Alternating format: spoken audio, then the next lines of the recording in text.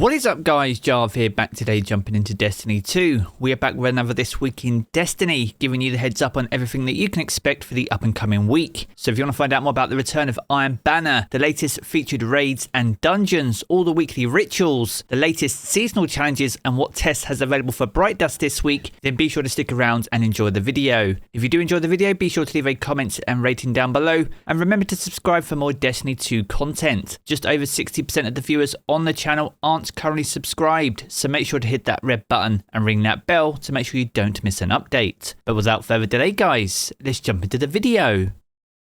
Now this week's video is brought to us by our official channel partner, and that's Apex Gaming PCs. If you're in the market for a new gaming PC or you're looking to build your own, we have our own fantastic range of Jarv PCs too. Not only can you pick any of these that suits your budget, you can also further customize these to your exact requirements, helping you get more bang for your buck and stretching your money that little bit further. And on top of that, if you use code Jarv at checkout, you can save up to $250 off. So be sure to check them out, and I'll leave all their links and details down in the video description below. Now jumping back into This Week in Destiny, and we see the return of Iron Banner in Season of the Haunted. To kick this off though, there is a brand new quest we need to finish before we can even access the Iron Banner node. This will introduce all players to the new features and demonstrate how they all work, and you'll need to run through this once per account before you can even jump into the event. Now in terms of what some of these steps look like, there is a brand new quest called Forging Iron, and here you need to complete an Iron Banner match alongside a daily challenge whilst earning Iron Banner rank points.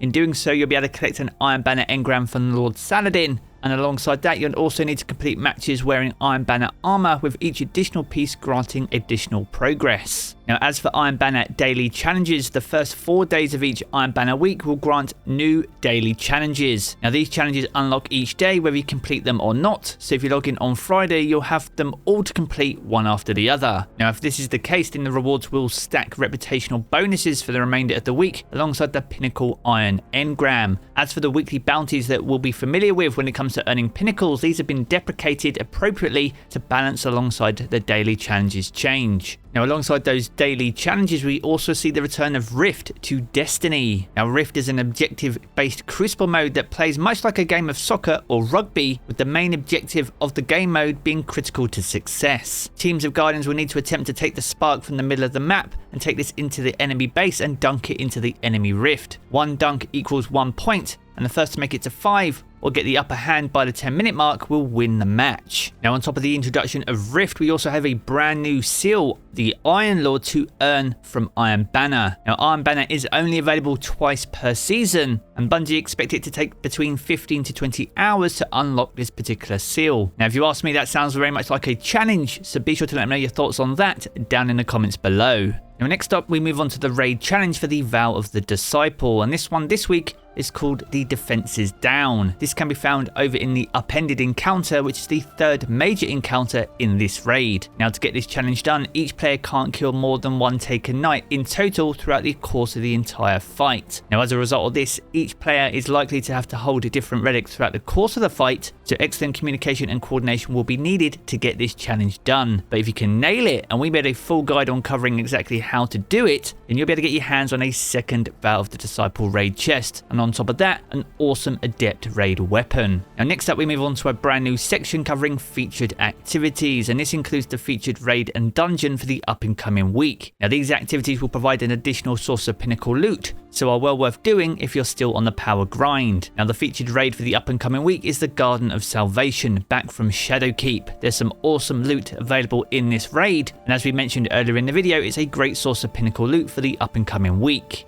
Now as for the dungeon this week, the featured dungeon can be found over in the Pit of Heresy over on the moon. Once again, this was also introduced with Shadowkeep, and not only does this dungeon provide excellent pinnacle loot, it also can provide high stat armor when defeating the final boss. Now next up we move on to the Dares of Eternity and this 30th anniversary pack activity. Each and every week we have new weapons and armor to chase. Now as for armor, we have the Braytech suit set available back from Warmind if you have any pieces missing from your transmog collection, and that's alongside the Lost Pacific suit set, which is the original armor set from Titan in Destiny 2 Vanilla. Now these armor pieces can drop during the course of the activity or upon activity completion itself. But if you're seeking fresh new legendary weaponry, there's a massive range of weapons on offer, all from Season of Arrivals. This includes the first in last out shotgun, the Lone Sin sidearm, the Gnawing Hunger, the Nightwatch scout rifle, the main ingredient, the Ikelos SMG, the Long Shadow sniper rifle, the Steel Sibyl sword, the Toil and Trouble shotgun, the Last Perdition pulse, the Wishbringer, the grenade launcher that nobody uses, the Last Dance sidearm, and also the Ikelos sniper rifle. Whilst we have crafting in Destiny 2, some of these weapons are still incredibly powerful, so if you're still seeking out god rolls, then be sure to jump into Dares to get your hands on them. Now next up we move on to weekly activities, and this includes the weekly mission and also all the weekly rituals. Now the weekly mission for the up and coming week is the Communion. Now for this mission we need to commune with the European Pyramid to strengthen our new darkness power, Deep Sight. Now you can run this on the Hero, Legend and Master difficulty, and all of these difficulties are great sources for Ascendant Alloy. So if you are looking to craft the new weapons from Season of the Haunted and need some critical upgrade materials, then make sure to jump into the weekly mission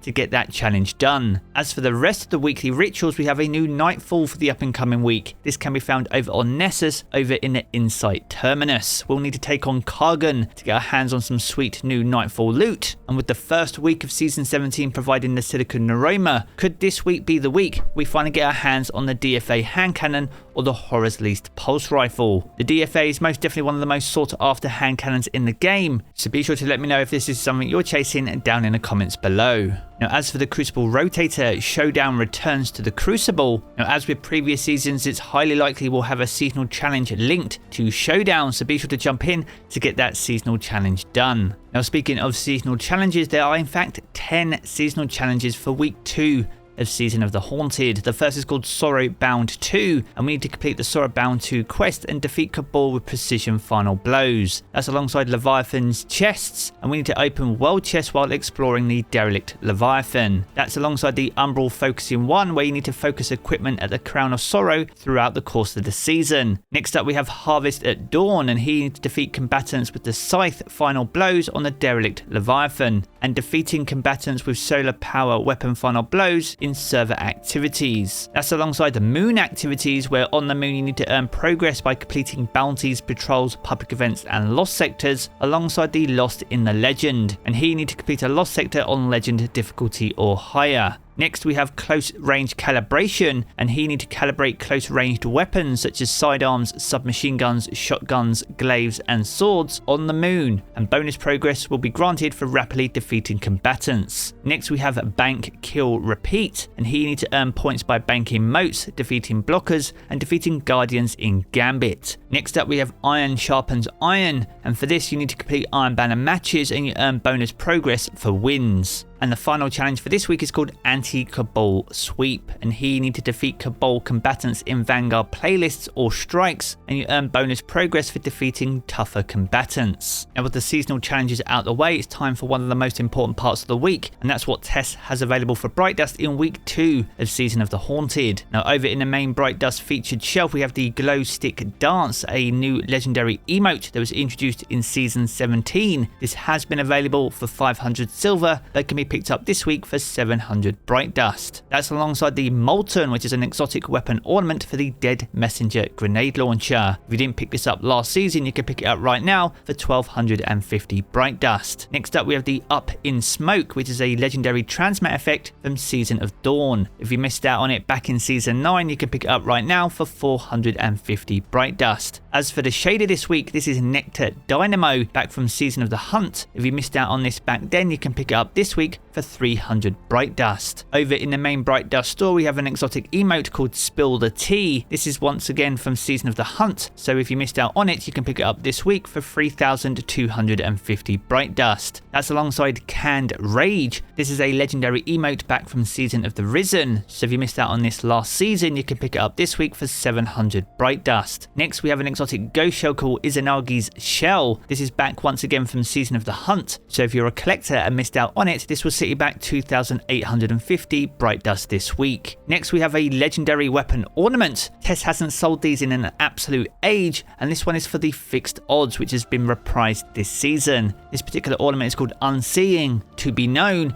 and can be picked up this week for 700 Bright Dust. Next we have the Synchrotron Advancer, an exotic ship back from Season of the Chosen. So once again, if you missed out on it, you can pick it up this week for 2,000 Bright Dust. Next, we have the 14 Ghost Projection back from Season of Dawn. So once again, if you are a collector and missed out on it, this will set you back 1,500 Bright Dust this week. And the final item on offer is called the Matter Scourge, and this is an exotic weapon ornament for the Outbreak Perfected Pulse Rifle. The Outbreak is one of the best DPS kinetic weapons in the game, and this ornament is absolutely awesome. Now right now you can pick it up for 700 silver, but you can also pick it up this week for 1,250 Bright Dust. Now with Eververse out of the way, it's time for the Hall of Legends. This is a new section to This Week in Destiny, where I like to say a personal thank you to members of the community that have gone above and beyond. These are members that have provided super thanks, super chats, super stickers, or have become channel members within the last 7 days. Now it's important to remember that all those additional methods of support are entirely optional, but are massively appreciated. So massive shout out to these absolute legends. And with that all being said, I hope you all have an absolutely awesome week. So there we have it guys, a good look at This Week in Destiny. If you've enjoyed this video, be sure to check out one of the 2 videos you see here in these cards for more Destiny content. And if you want to keep up to date with everything to do with Destiny 2, then be sure to hit subscribe as well. I'm going to jump back into the game as always guys, and I will catch you all again very soon.